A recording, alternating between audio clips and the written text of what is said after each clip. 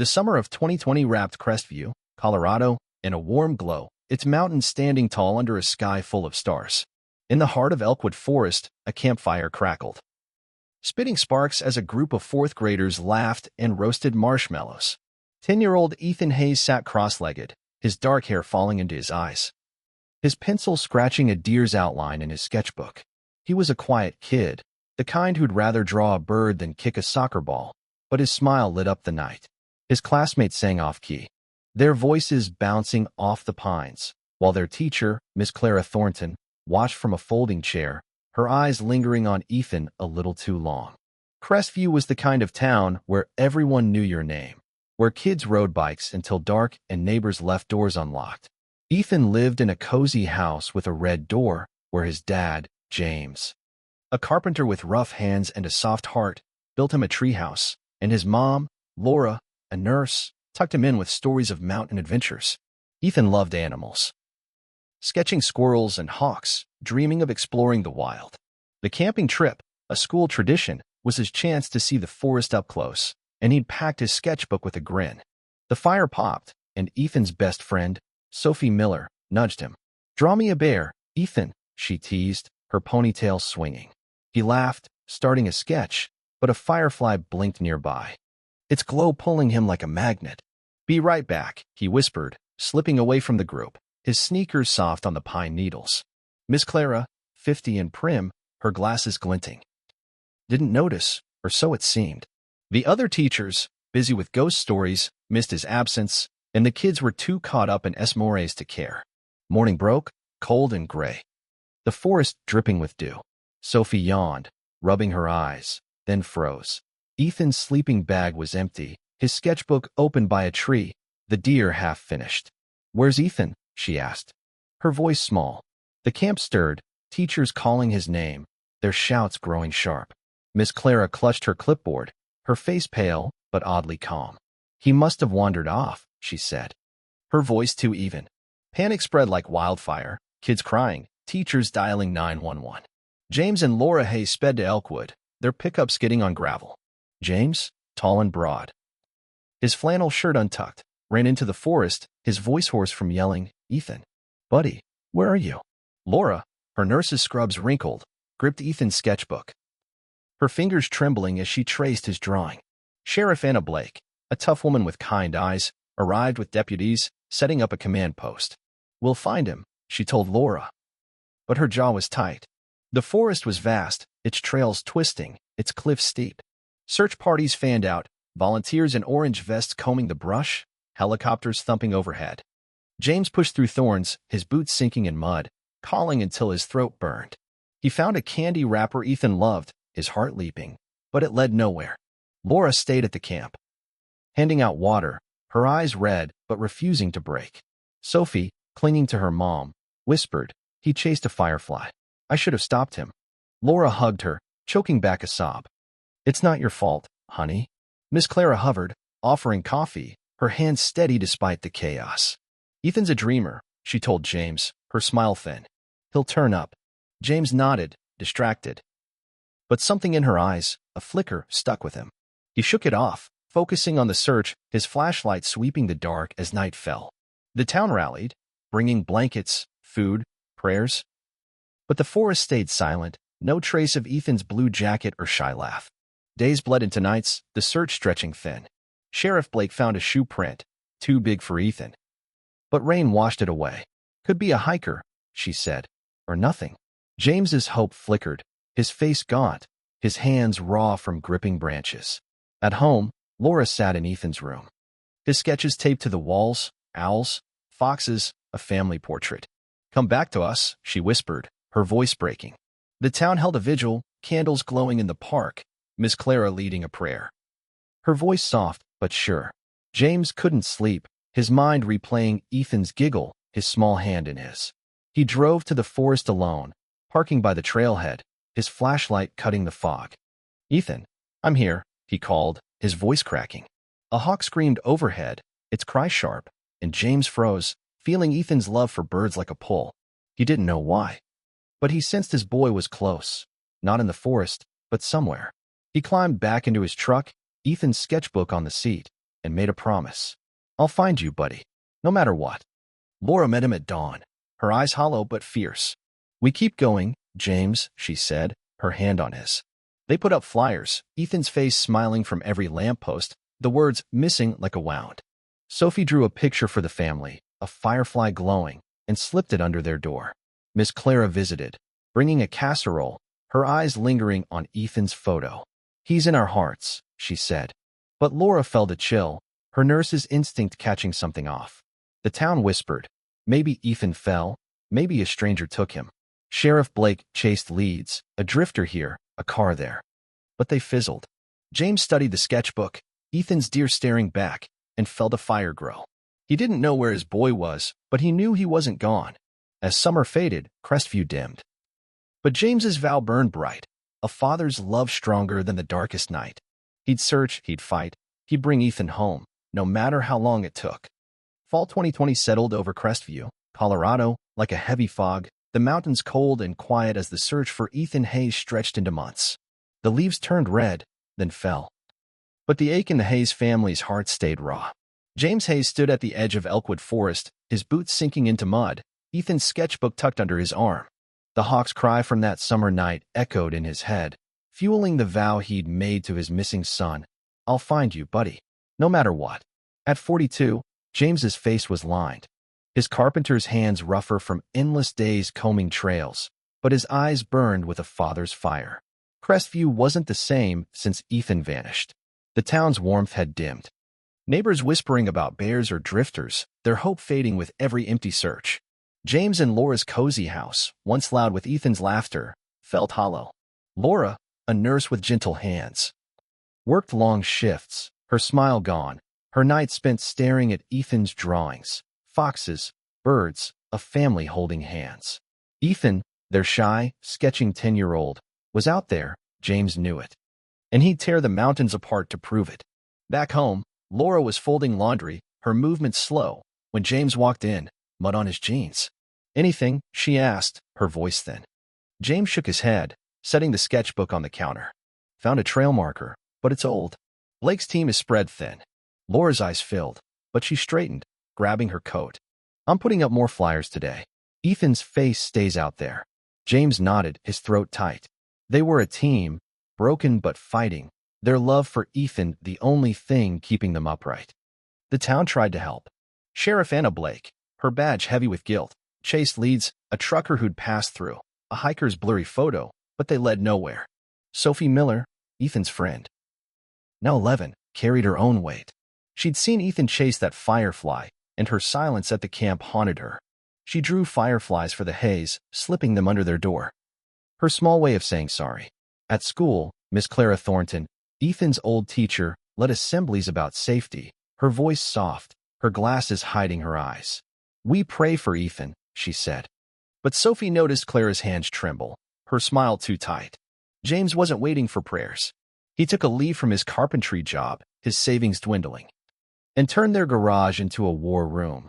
Maps pinned to walls, a timeline of Ethan's last day, photos of every trail. He drove to Elkwood daily, searching spots the deputies skipped, his flashlight cutting through dusk.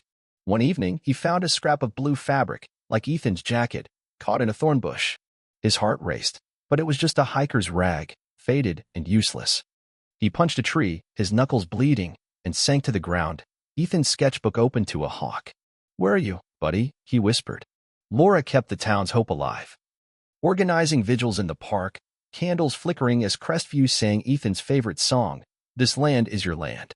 Miss Clara was there, always, her scarf tight, offering hugs. "He's with the angels," she told Laura, but Laura pulled away, her nurse's instinct catching a false note in Clara's tone. "He's not gone," Laura snapped, her voice sharp. Clara blinked, her smile faltering, and walked off, leaving Laura uneasy, though she couldn't say why. Sophie, meanwhile, was watching. At a vigil, she saw Clara slip away early, driving to her isolated house on the town's edge. Sophie, on her bike, followed, her heart pounding. Clara's place was old, shutters locked, a shed out back. Sophie hid in the bushes, seeing Clara carry a heavy bag inside, her face tense. She wanted to tell James, but fear stopped her. What if she was wrong? She rode home, her firefly drawing crumpled in her pocket, guilt gnawing deeper. James's search grew desperate. He knocked on doors, quizzed campers, even tracked down a drifter Blake had cleared. At a diner, he overheard talk of a strange woman in the woods that summer, but no one knew more. He visited the school, asking about Ethan's last days.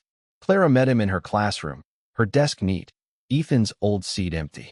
He was special, she said, her eyes soft. Always drawing. James nodded. But her calm grated him, like she knew something he didn't. Did he seem scared? Anything off? He pressed. Clara shook her head, too quick. Just a happy boy, she said, turning away. That night, James sat with Laura, the house quiet except for the clock's tick. I'm missing something, he said, his voice low. Someone saw him, Laura. Someone knows. Laura took his hand, her eyes fierce despite the tears. Then we keep looking. For Ethan. They pinned new flyers, Ethan's face staring from every shop window, but the town's energy was fading, their pity heavy. Even Sheriff Blake, stopping by, looked worn. James, we're trying, but it's been months, she said. James's jaw tightened. He's my son. I don't stop. A break came in November, small but sharp. Sophie, unable to sleep, told her mom about Clara's house, the bag, the locked shutters. Her mom called James, hesitant but firm. James drove to Clara's at dawn, his truck idling as he watched her leave for school. He didn't have a warrant, but he didn't care. He crept to her shed, finding a padlock, rusted but new. His crowbar snapped it, revealing gardening tools and a faint scratch mark, like a kid's shoe. His breath caught, his hands shaking as he dialed Blake. Check Clara's place, he said. Now. Blake arrived, skeptical but thorough, searching Clara's yard. Clara, called from school, was all smiles, her voice sugary. Just my garden shed, Sheriff. No one's been here. The house was clean, no sign of Ethan. And Blake found nothing but tools. It's a dead end, James, she said, but James's gut screamed otherwise. Clara's eyes, too steady, lingered on him, and he felt a chill. Like she was daring him to push harder. At home, Laura held him, her voice soft but strong. You're right, James. He's out there. They sat in Ethan's room, his sketches glowing under a lamp. And James traced the hawk, its wings wide. Sophie slipped another drawing under their door. A firefly over a house, Clara's house. James stared at it, his fire flaring. He didn't know how. But Clara was part of this, and he'd prove it. As winter loomed, he sharpened his focus, his vow to Ethan a beacon in the dark, guiding him toward a truth buried closer than anyone knew. Winter 2021 gripped Crestview, Colorado, with icy winds, the mountains blanketed in snow as the search for Ethan Hayes dragged into its 7th month. James Hayes sat in his pickup truck, parked down the street from Miss Clara Thornton's house, his breath fogging the window. The firefly drawing Sophie had slipped under his door, a sketch of Clara's house, burned in his mind, fueling the suspicion that had taken root last fall. At 42, James was a shadow of the carpenter he'd been, his eyes sunken, his hands clutching a thermos of coffee. Ethan, his 10-year-old son, was out there, and James's vow to find him was all that kept him moving. Crestview had settled into a quiet grief, the missing flyers of Ethan's face curling at the edges, faded by snow. The Hayes home, once warm with Ethan's sketches and laughter, felt like a museum of loss. Laura, now 40, worked extra shifts at the hospital, her nurse's calm masking a heart that ached for her boy. Sophie Miller, Ethan's friend, was 11, her guilt over that camping night heavier, her firefly drawings a silent plea for forgiveness. Sheriff Anna Blake chased dwindling leads, her office piled with dead-end reports, but James wasn't waiting for her anymore. Clara, Ethan's old teacher, was hiding something. He could feel it. James watched Clara's house, a squat, gray place with locked shutters, its shed padlocked since his break-in last November. Clara left for school, her scarf tight, her steps quick. James followed, keeping his truck at a distance, his heart pounding. She stopped at the market, buying canned soup and bread, too much for one person, he thought. At school, she taught her third graders, her smile perfect. But James caught her glancing out windows, like she was expecting someone. He scribbled notes, his gut screaming. Clara knew more than she let on. Back home, Laura was taping new flyers to lampposts, Ethan's photo bright against the snow. She'd started a community group, Find Ethan, meeting weekly at the church to plan vigils and call news stations. We're not giving up, she told the group. her voice steady despite the tears in her eyes. Neighbors nodded, some bringing casseroles, others offering prayers, but their hope was thin. Laura felt their pity, but she pushed on. Her love for Ethan fiercer than her fear. She kept Ethan's room untouched, his sketches of hawks and deer glowing under a lamp, a reminder he was still hers. Sophie was changing, too. The shy girl who'd followed Clara last fall was bolder now. Her bike rides past Clara's house a daily ritual. She noticed things, a light flickering late in Clara's attic. A bag of toys Clara bought, but never gave away. Sophie told her mom, who hesitated but called Laura. Sophie's worried about Miss Thornton, she said. Laura visited Sophie, sitting on her bed, surrounded by firefly drawings. What did you see, honey? Laura asked, her nurse's calm hiding her racing heart. Sophie bit her lip. She's weird, like she's hiding something. I saw a shadow in her window once, like a kid. Laura's breath caught, but she hugged Sophie, her mind spinning. She told James that night, the house quiet except for the creak of floorboards. Sophie's just a kid, but she's smart, Laura said. What if she's right? James's eyes lit up, his fire flaring. I'm checking Clara's past, he said, pulling out his garage maps. Now marked with Clara's routines. He'd learned she taught in Denver years ago, leaving suddenly after a breakdown. No one knew why, but James was digging, calling old colleagues. Searching online for scraps. James's investigation grew reckless. He tailed Clara to a hardware store, watching her buy bolts and a new lock. His heart raced. What was she securing? He parked near her house at night, his flashlight off, listening. A faint thud came from the shed, like a dropped book. But when he crept closer, the house was dark, Clara's car gone. He didn't break in. Blake's warning about trespassing echoed. But he took photos, the shed's new lock glinting. He showed them to Blake, who sighed. James, I need more than a lock. Clara's clean. No record. James slammed his fist on her desk. Then look harder. Laura's group gained traction. A Denver news crew filming their vigil, Ethan's face on TV. Clara attended, her scarf bright. Her voice soft as she spoke to reporters. Ethan was my star pupil, she said, her eyes wet. Laura watched, her stomach twisting. Clara's tears felt wrong, like a play. Sophie, at the vigil. Tugged Laura's sleeve. She never cries at school, she whispered. Laura nodded, her suspicion growing, but proof was out of reach. James pushed harder, contacting a Denver principal who'd worked with Clara. She was odd, the woman said, her voice low. Obsessed with certain kids, then quit after a parent complained. James's pulse quickened. But the lead was thin, no arrests, no proof. He drove to Clara's house again, this time knocking, his voice calm but eyes sharp. Just checking in, Clara. Anything you remember about Ethan? Clara's smile was tight, her hands clutching the doorframe. Nothing new, James. I pray for him. She shut the door, but James heard a lock click, then another, too many for a quiet town. That night, a storm hit Crestview, snow piling high. James sat in the garage, his maps soaked from a leaky roof, when Laura burst in, her face pale. Sophie called. She saw Clara carrying a blanket to her shed in the storm. James grabbed his coat, his crowbar, his heart pounding. I'm going, he said. Laura gripped his arm. Be careful, James. We need you. He nodded, kissing her, and drove through the blizzard, his truck sliding. At Clara's, the house was dark, her car snowed in. James crept to the shed, the new lock gleaming. He hesitated. Breaking in was a risk, but Ethan's face flashed in his mind. He pried the lock, the shed door creaking open to reveal tools, bags of soil, and a trapdoor, barely visible under a rug. His breath stopped, his hand shaking as he lifted it, revealing a ladder into darkness. A faint hum, like a heater, drifted up. Ethan, he whispered, his voice breaking. Headlights swept the yard. Clara, home early. James froze, closing the trapdoor, his heart slamming. He slipped out, hiding behind the shed as Clara stormed in, her face furious. A flashlight in hand. Who's there? She shouted, her voice sharp, not the gentle teacher's. James ran, his boots crunching snow, diving into his truck as Clara's light missed him.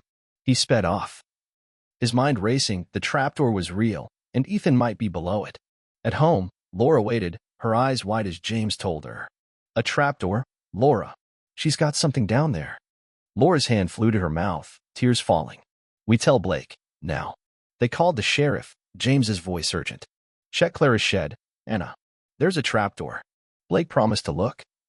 But her tone was cautious. Clara was respected, and James's break-in was illegal. As dawn broke, James held Laura. Ethan's sketchbook opened to a firefly, its glow a spark of hope. Clara was the key, and he'd risk everything to prove it, his vow to Ethan stronger than ever. Spring 2022 bloomed in Crestview, Colorado. The mountains splashed with wildflowers, but the Hayes family's world stayed cloaked in shadow. James Hayes stood outside the sheriff's office. His fists clenched, the memory of Ms. Clara Thornton's trapdoor burning in his mind. It had been over a year since Ethan, his 10-year-old son, vanished on that camping trip. And James's vow to find him was a fire that never dimmed.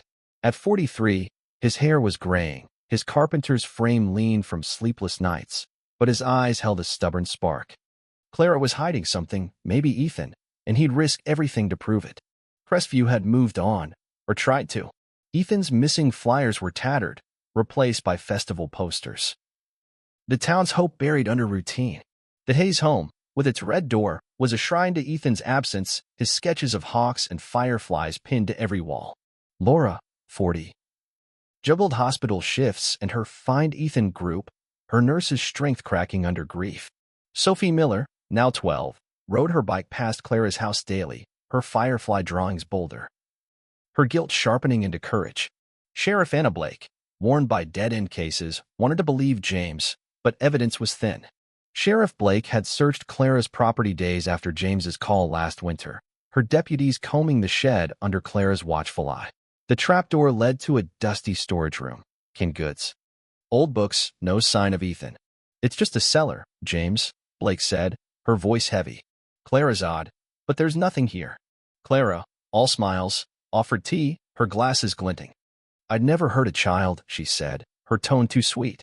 James's gut churned. He'd heard that hum, felt that darkness, but Blake needed proof, not hunches. Don't go near her place again, she warned. You'll get yourself arrested. James couldn't stop.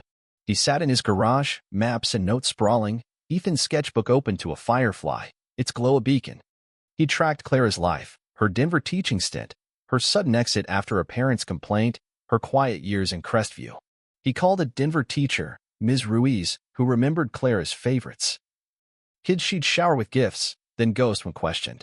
She wasn't right, Ruiz said. James's heart raced, but it wasn't enough for Blake. He needed more. Laura kept Ethan's name alive. Her group now a small but fierce crew. Parents, neighbors, Sophie's mom. They mailed flyers to nearby towns, called radio stations, even set up a tip line. At a church meeting, Laura stood, her voice steady. Ethan's out there, and we're his voice. Sophie, sitting in the back, clutched a new drawing, a firefly over a locked door. She slipped it to Laura, whispering, I saw Clara at night, carrying food to her shed. It's not a cellar. Laura's eyes widened, her nurse's instinct screaming. She hugged Sophie, promising to tell James. Sophie was done hiding. She biked to Clara's house at dusk, her heart pounding, and hid in the bushes. Clara, in a coat, unlocked the shed, disappearing inside for minutes, a tray of sandwiches in hand. Sophie's hands shook. She snapped a photo with her phone, the shed door ajar, a faint light below. She sent it to Laura, her text shaky. She's doing something weird. Laura called James, her voice urgent. Sophie's got proof, James. We need Blake. James was already moving. He'd started watching Clara's house again, parking blocks away, his truck hidden. He saw her routine: school, market, home, always alone, always locking doors. One night, he followed her to a gas station, catching her by a kid's book, Ethan's favorite kind. His blood boiled, but he stayed calm, tailing her home.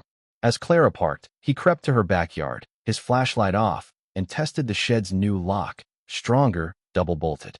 A soft thump came from below, like a footstep, and his heart stopped. Ethan, he whispered, barely a breath. Clara's back door slammed. She'd heard something. James ducked behind a tree, his pulse racing.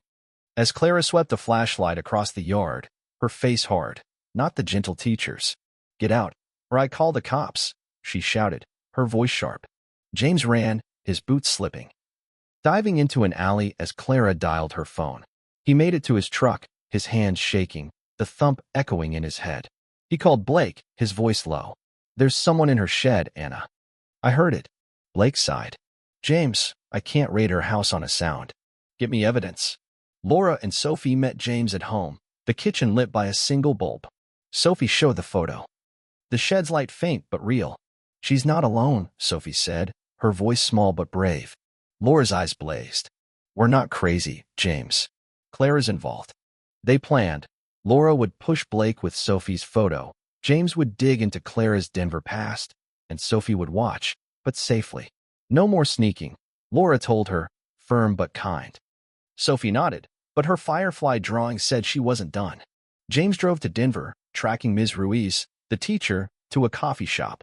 Clara had a breakdown, Ruiz said, her voice low. She'd follow kids home, write them letters.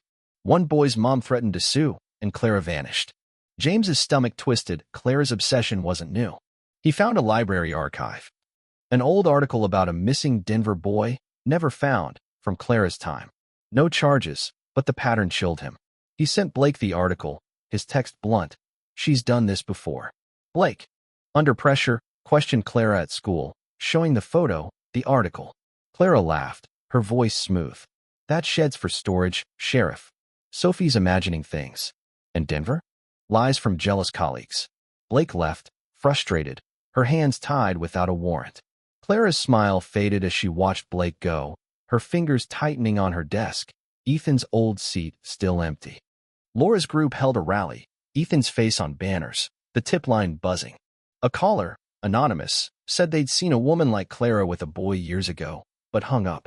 Laura told James. Her hope flickering. It's her, isn't it? James nodded, his jaw tight. He was done waiting. He bought a lockpick kit, his carpentry skills itching, and planned to hit Clara's shed again. Lobby damned. One night, Sophie, against Laura's orders, biked to Clara's, her camera ready. She saw Clara carry a blanket below, her face tense. Sophie snapped a photo, but her bike chain clinked. Clara spun, her flashlight blinding. Sophie Miller, go home, she snapped, her voice ice. Sophie pedaled off, terrified, her photo blurry but real. She showed Laura, sobbing. I'm sorry, I had to. Laura hugged her, pride mixing with fear, and sent the photo to Blake. James, unaware, was already at Clara's, his lockpick trembling as he worked the shed's bolts. The trapdoor creaked open. The ladder dark below. A faint sketch, Ethan's style, lay on the floor, a firefly, glowing. His heart roared, but Clara's car roared too, pulling in. He hid, the sketch in his pocket. As Clara stormed the shed, her eyes wild. I know you're here, she hissed, a knife glinting. James slipped away, his breath ragged, the sketch proof Ethan was close, alive, but trapped. In a darkness only James could end. Summer 2023 baked Crestview, Colorado, the mountains shimmering with heat, but a cold fear gripped James Hayes as he sat in his truck, Ethan's firefly sketch trembling in his hands. It was 2 years since his son vanished on that camping trip, and the sketch found in Miss Clara Thornton's shed was proof Ethan was alive, hidden in her darkness.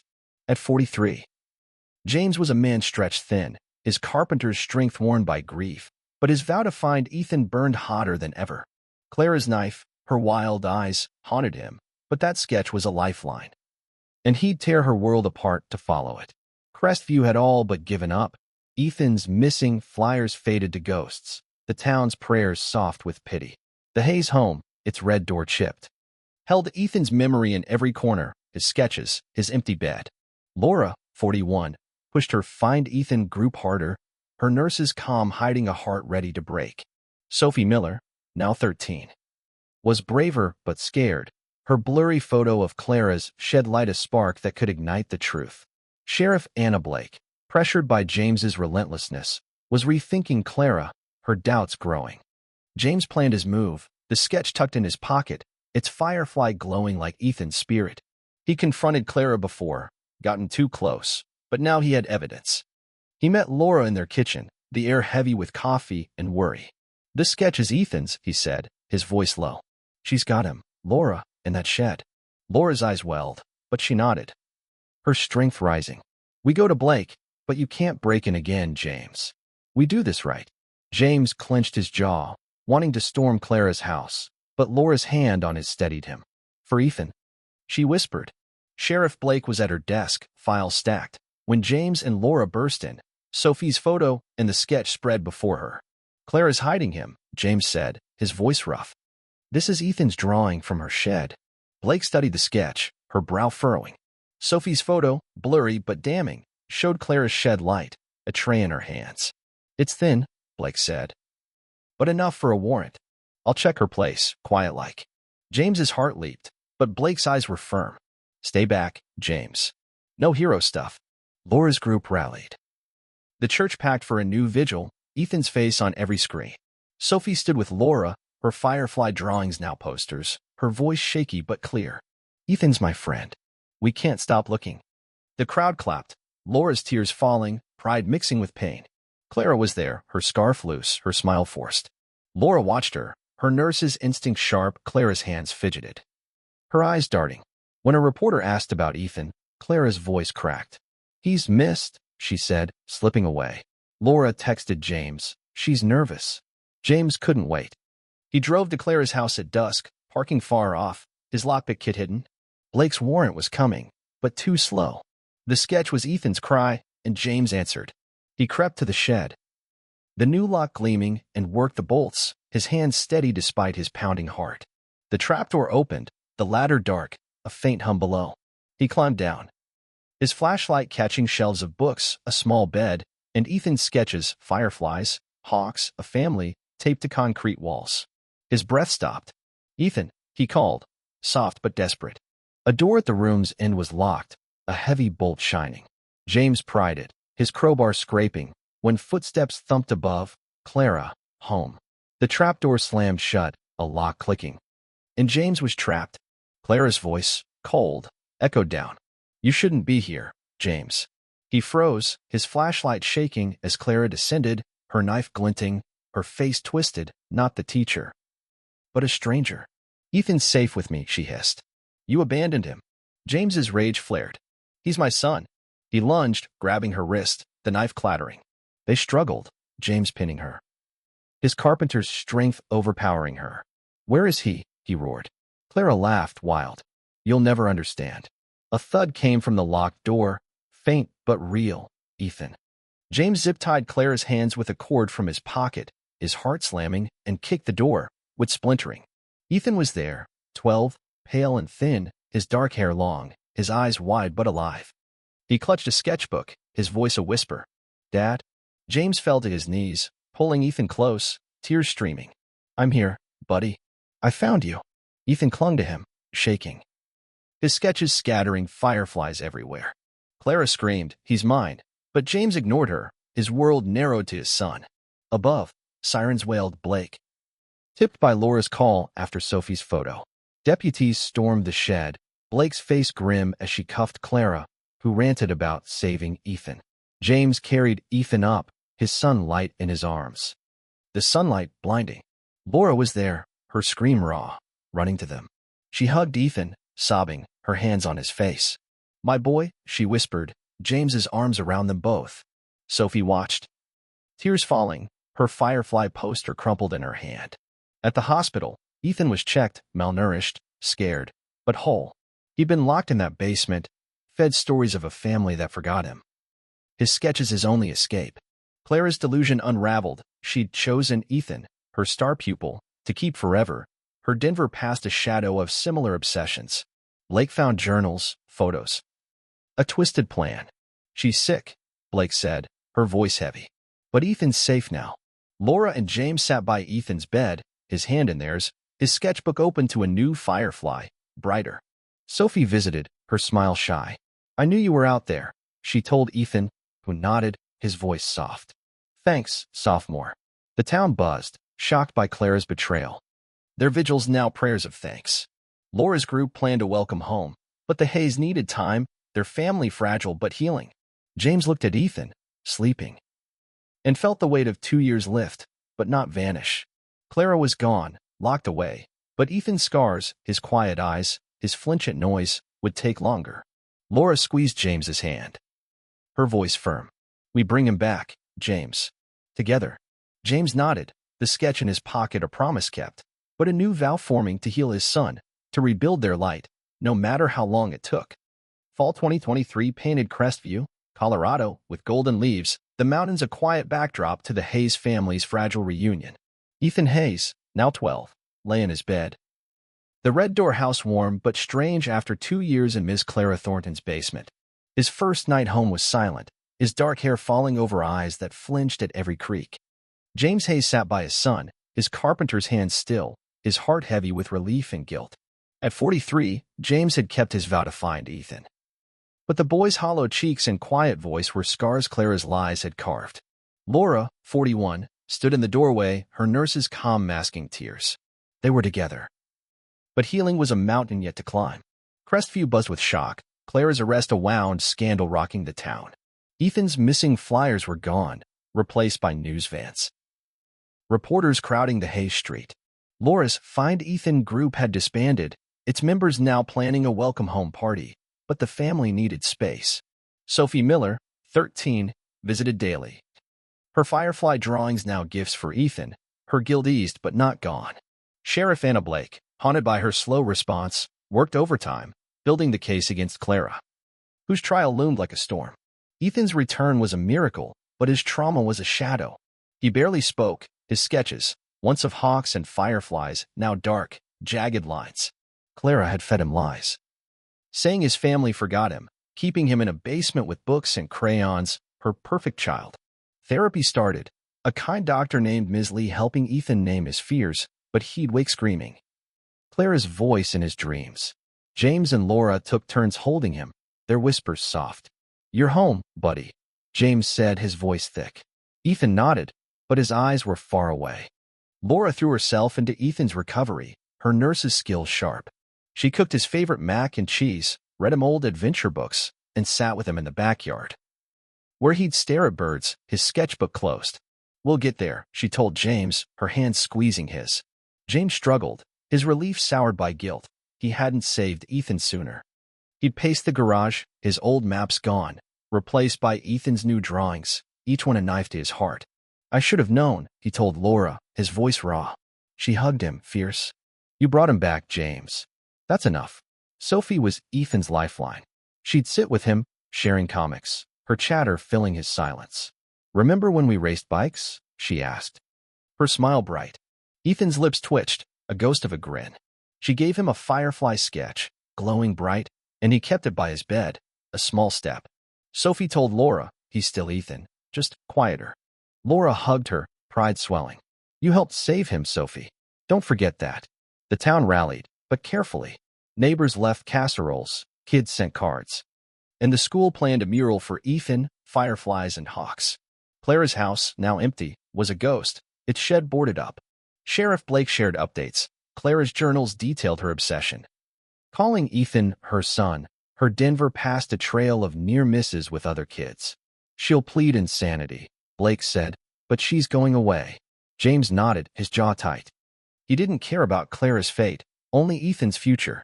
The trial was set for winter, and Blake needed Ethan to testify, a weight James hated. "He's not ready," he told her, his voice sharp.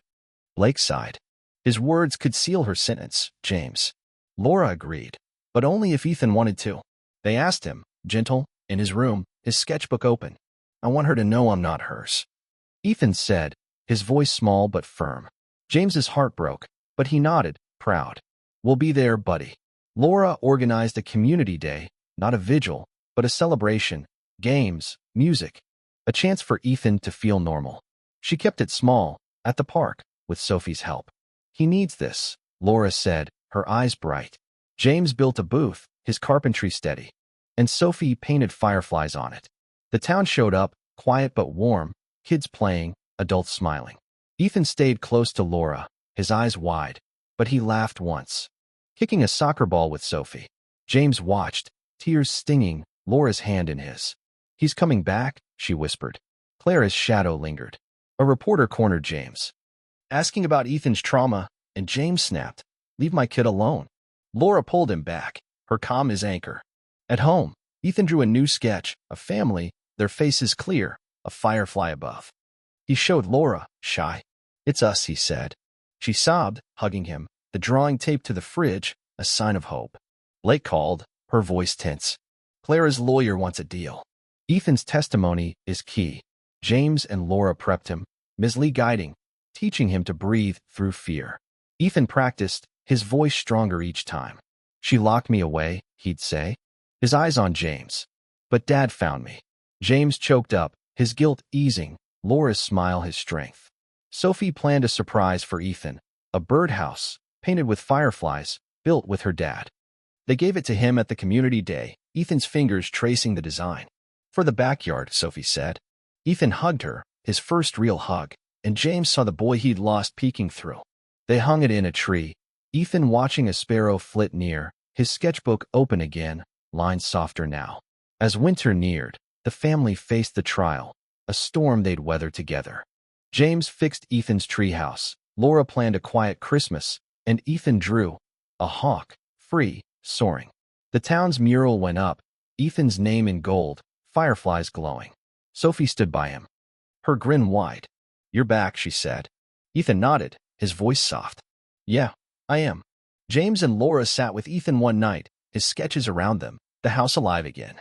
"We're a team," Laura said, her hand on Ethan's. James nodded, his vow shifting not to find, but to heal. Ethan's smile, small but real, was their light, a promise that love could mend even the deepest wounds, guiding them toward a future Clara couldn't touch. Winter 2024 wrapped Crestview, Colorado, in a soft snow, the mountains standing guard as the Hayes family faced their final battle. The county courthouse, a gray brick building, buzzed with reporters as the trial of Ms. Clara Thornton began. Ethan Hayes, now 13, sat in a waiting room, his sketchbook open to a firefly, its glow steady like his heartbeat. 3 years after vanishing on a camping trip, he was home, but today he'd face Clara, the teacher who'd stolen him, locked him in a basement, and tried to break his spirit. James Hayes, 44, stood by his son, his carpenter's hands gentle on Ethan's shoulder. Laura, 41, held Ethan's other hand, her nurse as calm a shield for them all. They were a family, scarred but whole, ready to end Clara's shadow. Crestview had changed since Ethan's rescue. The town, once dimmed by loss, glowed with pride, its firefly mural at the school a beacon of Ethan's return. Sophie Miller, 14, was Ethan's rock, her drawings now taped in his room, her loyalty fierce.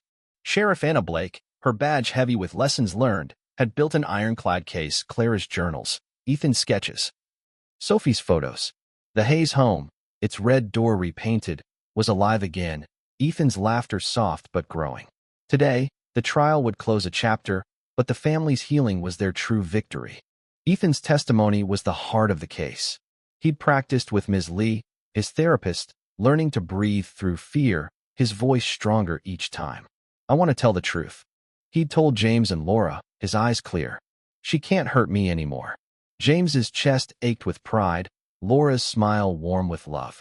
They walked into the courtroom, Ethan between them, his sketchbook tucked under his arm.